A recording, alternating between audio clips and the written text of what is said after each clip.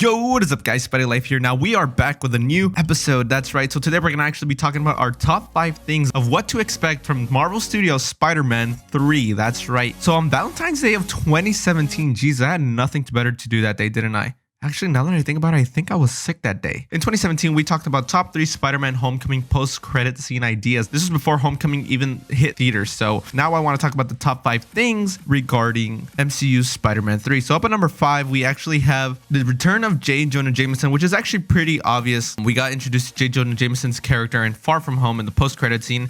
And obviously, he's going to be making a return, or at least we hope he's going to be making a return for Marvel Studios Spider-Man 3. Of course, he's not going to have a big role like he had in the Raimi films. Of course, he's going to just be included in certain shots, maybe certain scenes where they look at the news and there he is, J. Jonah Jameson. It doesn't look like Peter Parker is going to be working for the Daily Bugle anytime soon, as it looks like the MCU already went a completely different route. So J. Jonah Jameson's inclusion in MCU Spider-Man 3 is highly possible. It's just going to be a pretty small role, but nonetheless, it's going to be great to see J.K. Simmons come back to reprise his role once again. Up at number 4, we actually have something that's more or less has already been confirmed by Kevin Feige himself. That's that we're actually going to have a more Peter Parker / Spider-Man story rather than what we have seen. Obviously, in Homecoming, Tony Stark was a huge factor, and again, in Far From Home, Tony Stark was the reason Mysterio even became Mysterio. So it's going to be a fresh take, a breath of fresh air to see that MCU Spider-Man 3 will not have anything to do, well, not have anything to do with the MCU, but will be a more personalized story for Peter Parker. Of course, that's something I've been waiting for, something since the Andrew Garfield films and the Raimi films. I really love the stories of Peter Parker dealing with himself, because Peter Parker himself has his own stories. He doesn't need to rely on other characters to build up his own character. So it's going to be amazing. It's going to be super awesome to see that Peter Parker is finally going to have his own stories to tell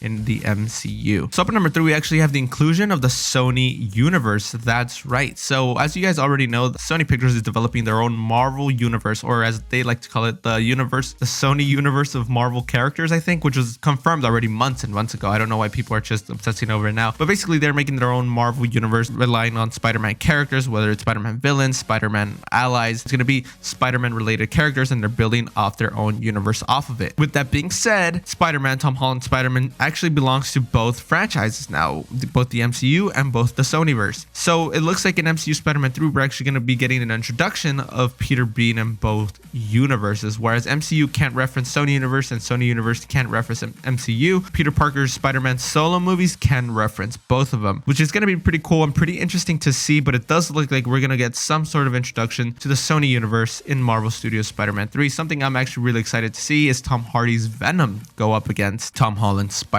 With that being said, with the Sony Universe, that's going to lead me up to my number 2, which is the involvement of the Sinister Six. So we already got a setup in Homecoming, kind of, not really, but we kind of did. We got introduced to the Vulture and we saw the Scorpion. So we already have 2 people in the lineup, Vulture, Scorpion, and now Mysterio. And now since we're going to be including the Sony Universe, it looks like maybe Venom might be part of the Sinister Six. We don't know. We don't know what's going to happen to the Sony Universe as of right now. We know for a fact Morbius is coming. We just don't know how they're going to play a bigger role in the whole universe. However, it does look like we will be getting a Sinister Six, so that's going to be very interesting to see down the road. And with that said, it's going to lead me down my path to my number 1, which is Kraven the Hunter. So Spider-Man's identity is actually revealed in Marvel Studios Spider-Man Far From Home at the end in the post-credit scene. Mysterio actually is the one who reveals his identity to all of New York, and basically that's where the movie finished. So it's such a cliffhanger, but it's going to be interesting to see how they're going to make a story off of that. Honestly, I could think of 1,000 ways they can make a nice Peter Parker Spider-Man story off of that, but it all depends on the MCU whether they want to go a more accurate way or a more whatever route they've been going for the past couple of years. With that being said, though, Kraven the Hunter is a high contestant to play the villain in Spider-Man 3 or MCU Spider-Man 3. The way I see it is that Spider-Man is now out as a bad guy, and since his identity is revealed, Kraven the Hunter could be hunting this guy because he killed one of the greatest heroes, blah blah blah blah blah. According to J. Jonah Jameson, he killed one of the greatest heroes of their time. So Kraven the Hunter is someone we should be expecting to appear in Spider-Man 3, not only because of the story, but because MCU has been choosing fresh villains that haven't been done before. So Kraven the Hunter hasn't been done yet. It looks like we'll be getting that very